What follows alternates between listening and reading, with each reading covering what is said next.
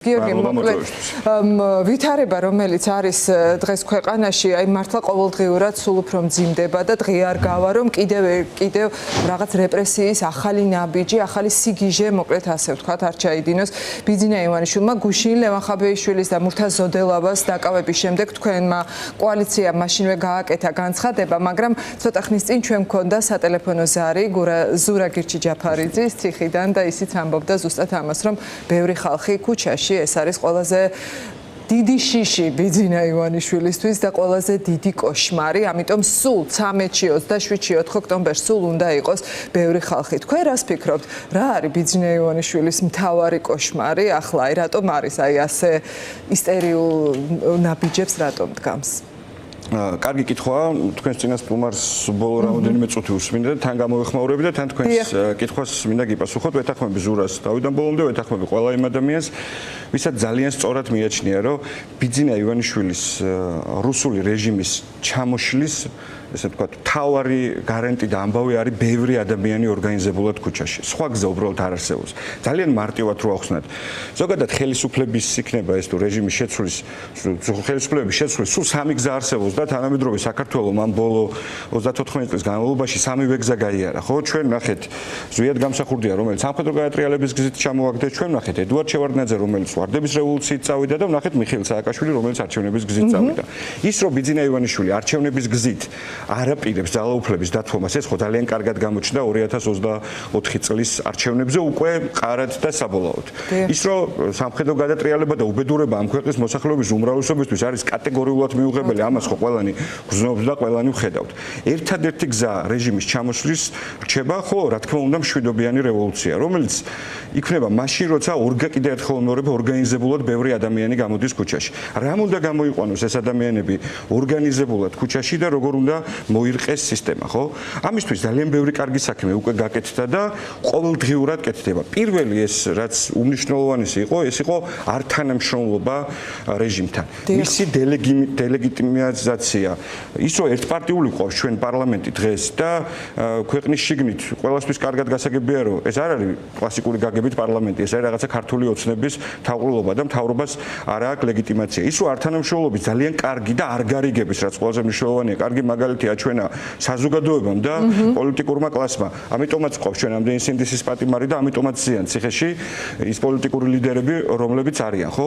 ამ დროს რა რჩება ბიძინა ივანიშვილს მის არსენალში? ყველა მჭიდი ის როლა, იქ რაღაცა რეპრესიები ქონდა, ხო, მთავარი ამბავი, რითაც ის ცდილობდა ხალხის დაშინებას, მაგრამ ხო ყველამ კარგად ნახეთ, რომ ესეც კი ვერ აშინებს. ახალგაზრდა ბავშვების ხედან, ციხეში გოგონების ხედან, ციხეში ვერც ჯარიმებით, ვერც მუხარებით, ვერაფრით ვერ გააჩერა, ანუ რეპრესიული მანქანა არაეფექტური აღმოჩნდა ბიძინა ივანიშვილისთვისაც.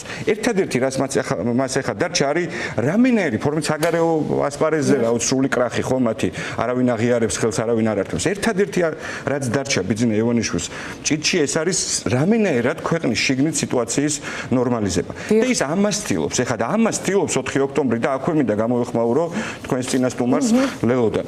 ნუ თუ ეგე გაუგებარი როგორ არის ესო, როცა აურეულ სახლებზე კანალიზაციაზე 1000 მართლა მნიშვნელოვან პრობლემაზე საუბრობ ეხლა ამ დროს, მაგრამ უმთავრესი რამ გაქვს, რაზეც საუბარს ვერ ახერხებ, რაც ხალხის შეკრებას უკვე ხელს უშლის და ბიძინა ივანიშვილის ნორმალიზების საშუალებას აძლევს, რა თქმა უნდა ეს არჩევნებად წოდებული, ეგრეთ წოდებული სპეცოპერაციაა, ხო, რუსული რაღაცა სპეცოპერაცია, რომელსაც გვიტარებს ბიძინა ივანიშვილი. რატომ მიიღო ლეონ და გახარია მე გადაწყვეტილება ამ ეგრეთ წოდებულ არჩევნების შესრულს? იმიტომ რომ მათ ჩათვალეს, რომ ის გზა, რომელიც ქუჩიდან ბიძინა ივანიშვილის რეჟიმის ჩამოშლას და შემდეგ ბიძინასთვის ძალაუფლების ჩამორთმევას მიზნად ისახავდა, უკვე რა ვიცი, აღარ იყო ეფექტური. აბა სხვა როგორ უნდა მიიღო ეგ გადაწყვეტილება? ეხლა თქვენ ეთერში იჯდა სამუშია, რომელიც ამბობდა, რომ ხო, ვიცითო, რომ თვითმმართველობის არჩევნები ხელისუფლების შეცვლის ამბავი არ არის.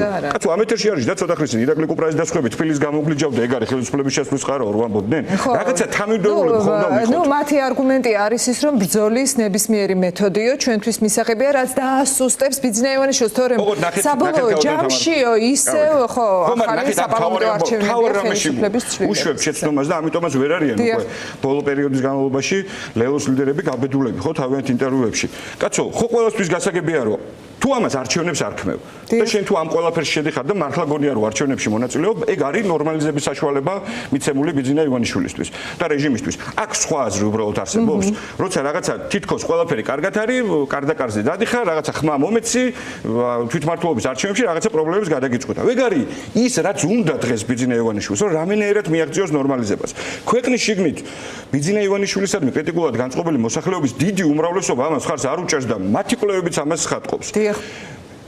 ევროპარლამენტის რეზოლუციაში პირდაპირ შეგვიწერეს მათ შორის ჩვენმა მეგობრებმაც, რომ თვითმმართველობის არჩევნები, ეს ეგრეთ წოდებული არჩევნები ივანიშვილის მხრიდან იქნება გამოყენებული როგორც ნორმალიზების საშუალება. ნუ რა გაუგებარ ამბავთან გვაქვს საქმე და მე ვეთანხმები იმ მოწოდებებს, რომელიც დღეს ითქვა, ჯერ კიდე აქ ლელოს მართლა დრო, რა, 18 სექტემბრამდე მათ აქვს დრო თავისი ნომერი არ ეწეროს იმ ბიულეტინში, ან ყოველ შემთხვევაში თვითონ არ მონაწილეობდნენ ამ არჩევნებში, თორე ესე ჩვენი ნომერიც კი ჩაწერეს, მაგრამ ყოველ კარგად იცის არჩევნებში. ხო, ეს ნომერი თქვენი ნომერი რო შევაჯამო.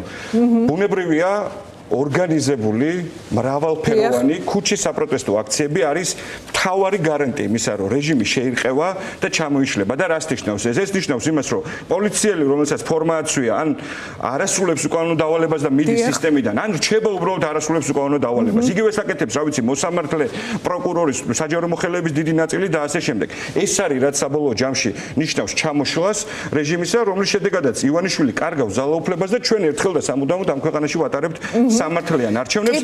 იმიტომ რომ სხვა გამოსავალი მართლა არ რჩება. სადღაც ვამბობთ გუშინ და გავიმეორებ. დღეს რა მოცემულობა გვაქვს? ერთი მოცემულობა გვაქვს, რომ კონდეს ამ ქვეყანაში ავტოკრატია, ან კონდეს დემოკრატია. დიახ, აი გიორგი, აი ეს არის ალბათ მნიშვნელოვანი ადამიანებისთვისაც. თქვენ თქვით რომ ხო, აი ქუჩის გზა, ქუჩის პროტესტი არის ერთადერთი გზა მართლა ავტოკრატიულ დიქტატორულ რეჟიმებს სხვანაირად ვერ ებრძვი, მით უმეტეს, როცა ვიცით არჩევნებთან დაკავშირებით რაც ჩაიდინა და რასაც აკეთებს ბიძინა ივანიშვილი, მაგრამ აი აქაც ხო რაღაც გადამწყვეტი ეტაპი არის მნიშვნელოვანი, ხო გიორგი, და როდესაც ლევან ხაბეიშვილი მაგალითად თუ იგივე ეს რუსთაველის გამზირის მოძრაობა ამბობდა, რომ 4 ოქტომბერი უნდა იყოს ეს გადამწყვეტი დღე, აზრთა სხვადასხვაობა გვესმოდა, რომ აი თარიღის დაკიდება, ვაი და ასე არ მოხდეს, იმავე დღეს თუ არ დასრულდა, მერე ხალხი ნიჰილიზმში არ ჩავარდეს და ნუ 1000 გვარი მოსაზრება ისმოდა ამასთან დაკავშირებით. აი ახლა ხომ არ არის თქვენთვის რაიმე ცვლილება ამ 4 ოქტომბერთან დაკავშირებით შედეგის თვალსაზრისით, თორემ რომ იქნებით და რომ მიიღებთ მონაწილეობას, ეს ვიცით უკვე. ძალიან მარტივია. ლევან ხაბეიშვილის, მურთაზ ზოდელავას, პატა ბურჭულა და სხვა იმ ადამიანებს, რომლებიც თავარი ორგანიზატორებად ითვლებოდნენ 4 ოქტომბრის წინასწარ დანოსებულ საპროტესტო აქციისა, ზუსტად ისევე ესმით რეჟიმის ჩამოშლა, როგორც ამ ქვეყნის მოსახლეობის დიდ უმრავლესობას. ბევრი ორგანიზებული ადამიანის ქუჩაში დგომით იმდენხანს, ამდენხანსაც ეს არის საჭირო. 13-შიც, 27-შიც, 4-შიც და თუ საჭირო იქნება 5-შიც. რა თქმა უნდა, ჩვენ უნდა ვიყოთ ორგანიზებულები და ჩვენ უნდა ვიდგეთ ქუჩაში. აი, არ ვიცი, რამდენმა შეძლო მოესმინა, დიდი ნერვები სჭირდება ყობახიძის მოსმენას, მე გუშინ შევძელი და გუშინდელი ეთერი, უსმინე მის ინტერვიუს, სადაც კიდე ერთხელ მკაფიოდ ჩანს, რომ მისი მთავარი ამბავი ეხა არის, რომ რამენერად ქვეყანაში შიგნით, ხო, შიგნით ქვეყანაში პროტესტი გააჩეროს, სიტუაცია ნორმალიზებისკენ კი არ წაიყვანოს. იმ მოცემულობას, რაც ეხა ქვეყანაში გვაქვს, დაარქვას ნორმალური. და რაღაცა იქ 20 ადამიანი კეტავს რუსთაველს, ის აუცილებლად უნდა გაიხსნას და ასე შემდეგ. იმედგაცრუება და ნიჰილიზმში არ გადავარდნა. ძლიერი რწმენის ქონა, რომ ჩვენ ვართ ბევრი და შეგვიძლია ბოლოში გასვლა, ეს არის ახლა უმნიშვნელოვანესი ყველასთვის. ის რომ ლევან ხაბეიშვილს, მურთაზ ზოდელავას, ხვებს ამისი მაღალი რწმენა ჰქონდათ, ამიტომაც არ მიუსვეს ეს ადამიანებიც დანარჩენ სინდისსა თუ პოლიტიკურ პატიმრებს ციხეში და არ არის გამორიცხული და ივანიშვილმა ეს გააგრძელოს, მაგრამ კიდევ ერთხელ ვიმეორებ, რაც დასაწყისშივე აღნიშნე, რომ ეს რაღაცა რეპრესიული მეთოდებით ნასროლი რაღაცა ტყვიები ფუჭია ხოლმე ივანიშვილის არსენალში და ეს ძალიან კარგად ჩანს. კარგად ჩანს, იმიტომ რომ არავინ გატყდა, კარგად ჩანს, იმიტომ რომ პროტესტი ქვეყანაში არათუ მცირდება, არამედ კიდევ უფრო იზრდება, უფრო მრავალფეროვანი და უფრო მასშტაბური ხდება. გიორგი, ელოდებით რომ ბრალს ეხლა ნახეთ ჩვენ ახლა ლევან ხაბეიშვილიც ძალიან არ ვიცი, ძალიან ნაჩქარევად დააკავეს, მე ასეთი შთაბეჭდილება დამრჩა, შემდეგ გამოიგონეს რაღაც ბრალი, რომელიც თავადვე მიხვდნენ, რომ რომ ძალიან სუსტია და შემდეგ დღეს უკვე დაიწყეს ამ ბრალის თითქოს დამძიმება, რომ აი უკრაინაში მოქალაქეები დააკავეს და ეს ასაფეთქებელი შეიძლება რაღაც შემხებლობაში იყოსო 4 ოქტომბერთან და აი მურთაზოდელავას საერთოდ რატო დააკავეს? ეს კიდე საერთოდ ცალკე აბსურდია და მურთაზოდელავასთან დაკავშირებით აი ეხა ის თქვათ ლევანსაც რომ დაუმძიმონთქო ბრალი მურთაზოდელავას როგორ უნდა დაუმძიმონ და რა უნდა ანუ რაღაცა ჩიხში არიან ხო შესულები თითქოს აი ამ აბსურდის ჩიხში თავადვე მოექცნენ თავისივე ტყუილების აბლაბუდაში. კი, ოღონდ ვის გაგვიკვირს ეს?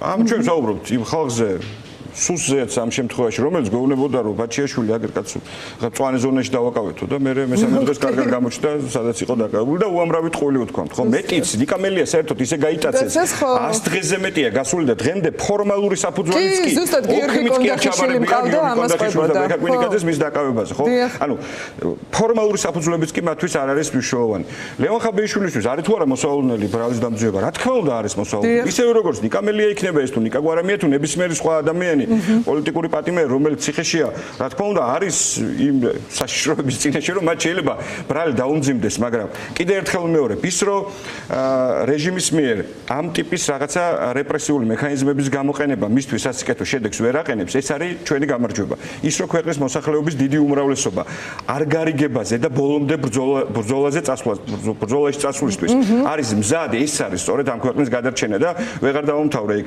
ჩვენ ორი არჩევანი გვაქვს ან ვრჩებით ოლიგარქიულ ავტოკრატიაში და იმ საშინელებაში ბრუნდებით, სადაც ბევრი წელი ვიყავით, 10 წლეულები ვიყავით, ან ეხლა ერთხელ და სამუდამოდ ვარღვევთ ამ მოჯადოებულ წრეს, ქვეყანაში გვაქვს დემოკრატია და მივდივართ იქ, სადაც მშვიდობა და უსაფრთხოება, სადაც კეთილდღეობა დიდხნიანი პერსპექტივით არის გარანტირებული. ამიტომ ამ ორი არჩევანის წინაშე დამდგარი ქართველი ერი, რა თქმა უნდა, იქნება ორგანიზებული ამ ქვეყანაში დემოკრატიისა, მშვიდობისა და კეთილდღეობის დასაცავად და მუდმივად იდგება ქუჩაში მანამ სანამ არ მიაღწევს შედეგს. კი ბატონო, დიდი მადლობა